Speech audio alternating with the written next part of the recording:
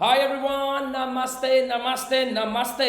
Accounts के फंडे, accounting chapters in 10 minutes में आपका स्वागत है। इस सीरीज के अंदर जो अकाउंट्स के फंडे नाम से आपके पास सीरीज आएगी, उस सीरीज के अंदर केवल और केवल विद इन 10 मिनट्स मैं आपको पूरा चैप्टर कराने वाला हूं। आपकी स्क्रीन के सामने जो नोट्स रखे हैं उसके माध्यम से मैंने नोट्स इंग्लिश में बनाए हुए हैं, हिंदी प्लस इंग्लिश, और आप देखते जाइए 10 मिनट में चैप्टर कैसे रिवाइज होता है। तो आज अकाउंट्स के फंडे के अंदर जो टॉपिक है उसका नाम है नॉन प्रॉफिट ऑर्गेनाइजेशन या not for profit organisation.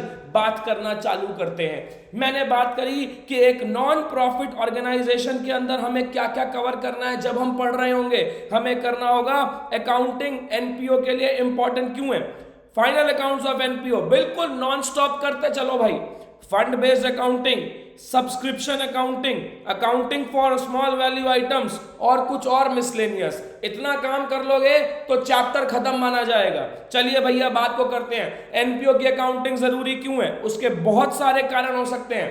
Companies act 2013 section 135 बात करता है कॉर्पोरेट सोशल रिस्पॉन्सिबिलिटी की। कॉर्पोरेट सोशल रिस्पॉन्सिबिलिटी के अंदर कुछ सिलेक्टेड कंपनीज को अगर उनका प्रॉफिट एक सर्टेन लिमिट से ज्यादा है तो अपना कुछ हिस्सा, अपने प्रॉफिट का कुछ हिस्सा डोनेशन करनी पड़ती है। कैपिटल अगर किसी एक टर्नओवर से ज्यादा है या कैपिटल एक लिमिट से ज्यादा है तो डोनेशन करनी पड़ती है और वो जाता है सीएसआर एक्टिविटी में। अब वो डोनेशन जा कहां रही है, वो डोनेशन जा रही है किसी सोशल कॉज में।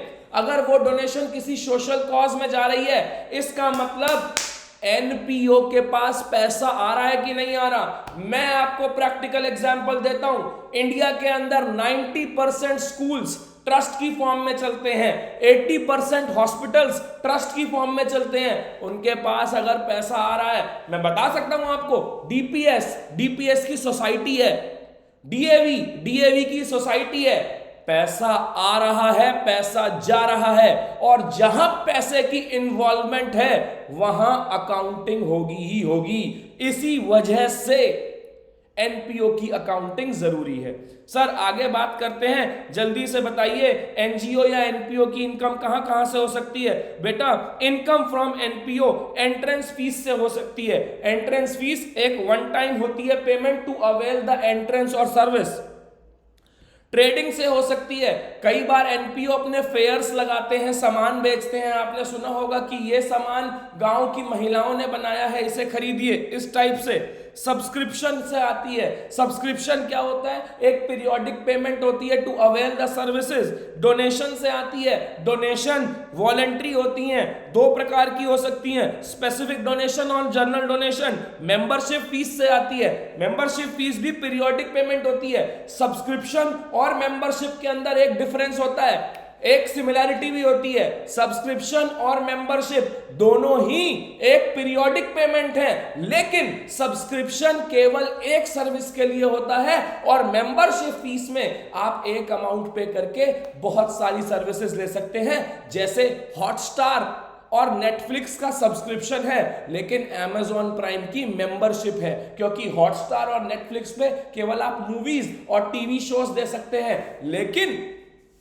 कहां पर, Amazon प्राइम पर आप मूवीज, टीवी शोज ये तो देख ही सकते हैं, साथ साथ में 1 डे डिलीवरी डिस्काउंटिंग ऑफर्स भी ले सकते हैं। वो उनके प्राइम मेंबर्स के लिए है। आगे बढ़ते हैं। एक्सपेंसेस फॉर एनजीओ दो प्रकार के हो सकते हैं। रेवेन्यू एक्सपेंसेस मतलब डे टू डे एक्सपेंसेस, और कैपिटल एक्सपेंसेस। रेवेन्यू एक्सपेंसेस जैसे टीचर की सैलरी दे दी, स्टेशनरी।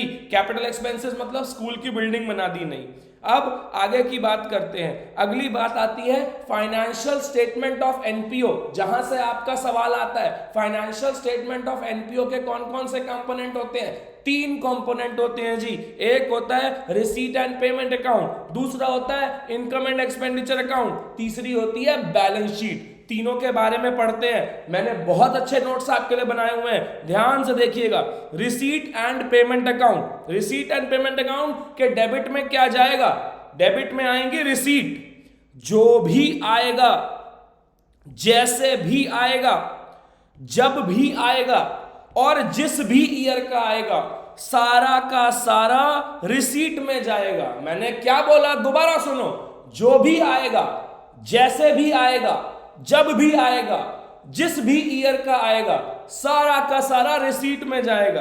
पेमेंट में जो भी जाएगा, जैसे भी जाएगा, जब भी जाएगा, जिस भी ईयर का जाएगा, सारा का सारा पेमेंट में जाएगा। मतलब सर समझाता हूं, जो भी का मतलब चाहे कैपिटल नेचर का हो या रेवेन्यू नेचर का हो, जो भी कुछ है, अगर पैसा आ रहा है तो रिसीट एंड पेमेंट की रिसीट में जाएगा ही जाएगा। चाहे आपने लोन लेके पैसा उठाया हो, चाहे आपको डोनेशन या सब्सक्रिप्शन मिल रही हो, मतलब यहां पर जो मेरा रिसीट एंड पेमेंट अकाउंट की रिसीट साइड है, उसमें कैपिटल रिसीट और रेवेन्यू रिसीट दोनों प्रकार की रिसीट आएंगी। आगे चलते हैं। जब मैंने कहा जैसे भी जाएगा, जैसे भी जाएगा का मतलब जैसे भी, किसी भी तरीके से और जिस भी ईयर का हो, चाहे करंट ईयर का हो, प्रीवियस ईयर का हो, नेक्स्ट ईयर का हो, सारा का सारा रिसीट में आएगा। ऐसे ही जैसे रिसीट में आएगा वैसे ही पेमेंट में जाएगा। चाहे आपने एसेट बाय करा हो, पेमेंट तो हो रही है ना, जाएगी। चाहे आपने लायबिलिटीज पे ऑफ करी हो, पेमेंट तो हो रही है ना, जाएगी। Normal day to day expenditure भी जाएंगे। अगर पैसा गया है तो पेमेंट में आएगा ही आएगा। ये आपके रिसीट एंड पेमेंट अकाउंट का फॉर्मेट होता है। आगे चलते हैं, income and expenditure account. Income and expenditure account में इनकम क्रेडिट होती है, एक्सपेंसेस डेबिट होते हैं। याद रखना, अगर आपसे इनकम एंड एक्सपेंडिचर अकाउंट बोलता है बनाने के लिए, तो केवल और केवल रेवेन्यू आइटम आएंगी। रिसीट एंड पेमेंट में कैपिटल और रेवेन्यू दोनों आ रही थी, इनकम एंड एक्सपेंडिचर में केवल और केवल रेवेन्यू आएगी। ठीक है, इसका मतलब एसेट की सेल परचेज नहीं आएगी, लायबिलिटीज नहीं आएंगी, लेकिन क्या मैं कहूं एसेट की डेप्रिसिएशन आएगी, सैलरीज आएंगी, वेजेस आएंगी। यस सर, आएंगी। अगला पॉइंट, रिसीट एंड पेमेंट के अंदर current year, next year, previous year तीनों आइटम आती थी, लेकिन इनकम एंड एक्सपेंडिचर में केवल करंट ईयर आइटम आएंगी। प्रीवियस ईयर की नहीं आएंगी, नेक्स्ट ईयर की नहीं आएंगी। करंट ईयर चाहे पेड हो या पेड ना हो, चाहे रिसीव हो या रिसीव्ड ना हो, आएगा ही आएगा। तो क्या मैं कह सकता हूं receipt and payment cash basis पर बनता है, वहीं income and expenditure accrual basis पर बनता है। याद रखना मेरी बात, यही आपके पेपर में आएगा। जैसे ही आपके पेपर में आए, you are required to prepare receipt and payment account, आपका तुरंत ध्यान जाना चाहिए ये कैश बेसिस पर बनता है और यहां पर previous year, next year, current year सारी आइटम आती हैं। अगर वो बोलता है prepare income and expenditure account, आपका ध्यान जाना चाहिए कि ये तो इनकम एंड एक्सपेंडिचर है, ये केवल और केवल करंट ईयर आइटम का बनेगा और केवल इसके अंदर रेवेन्यू आइटम आएंगी। आगे चलते हैं, इतनी बात आ गई। फिर हमने बात करी सब्सक्रिप्शन की। याद रखिएगा, सब्सक्रिप्शन अगर आउटस्टैंडिंग है, सब्सक्रिप्शन मेरी इनकम है, अगर ये आउटस्टैंडिंग है तो मेरा एसेट होगा, और अगर एडवांस है तो मेरी लायबिलिटी होगी। एसेट है तो opening balance debit, closing balance credit. Liability है तो opening balance credit, closing balance debit. शब्दों को ध्यान से सुनना, 10 मिनट में करा रहा हूं तो तेजी चलती रहेगी। आगे बढ़ते हैं। सब्सक्रिप्शन रिसीव हो रहा है, अगर पैसा आ रहा है, बैंक बैलेंस बढ़ रहा है, तो एंट्री हो जाएगी bank account debit to subscription account. तो अगर मैंने अब यही अकाउंट बनाया, ये आ गया मेरा आउटस्टैंडिंग का ओपनिंग बैलेंस, ये आ गया मेरा आउटस्टैंडिंग का क्लोजिंग बैलेंस, ये आ गया मेरा एडवांस का ओपनिंग, ये आ गया मेरा एडवांस का क्लोजिंग। सब्सक्रिप्शन रिसीव हुआ तो यहां आ गया बाय बैंक, अपने आप ही इनकम एंड एक्सपेंडिचर बन के आ जाएगा। अगली बात करते हैं फंड बेस्ड अकाउंटिंग की। बच्चों, फंड का मतलब होता है अमाउंट, किसी ऑब्जेक्टिव के लिए पैसे को जोड़ना। जैसे आपके स्कूल वाले बिल्डिंग फंड के नाम पर फीस के अंदर पैसे लेते थे, लाइब्रेरी फंड के नाम पर फीस में पैसे लेते थे। क्यों? क्योंकि अगर बिल्डिंग में अब कुछ होगा, कोई रिपेयर मेंटेनेंस होगा, तो एक्स्ट्रा पैसे नहीं लिए जाएंगे, वो बिल्डिंग फंड में से ही यूटिलाइज होंगे। तो ओपनिंग बैलेंस ऑफ फंड, उसके अंदर income of such fund add कर देना, expenses of such fund minus कर देना, क्लोजिंग बैलेंस आ जाएगा। और ये क्लोजिंग बैलेंस आपकी बैलेंस शीट में लायबिलिटी साइड में चले जाएगा।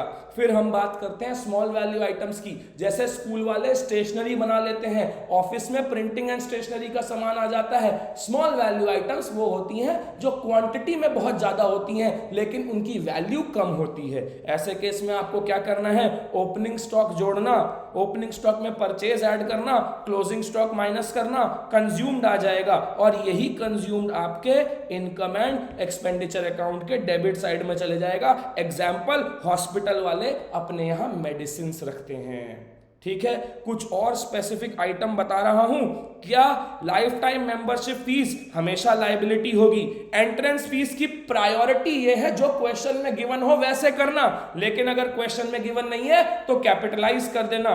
डोनेशन अगर स्पेसिफिक है तो वो आपकी बैलेंस शीट में जाएगी। याद रखिएगा, बैलेंस शीट, हमें दो बैलेंस शीट होती हैं, ओपनिंग क्लोजिंग। अगर कैपिटल फंड गिवन है तो आपको ओपनिंग बैलेंस शीट बनाने की जरूरत नहीं है, टाइम मत खराब करना। लेकिन अगर वो गिवन नहीं है तो ओपनिंग बैलेंस शीट बनेगी।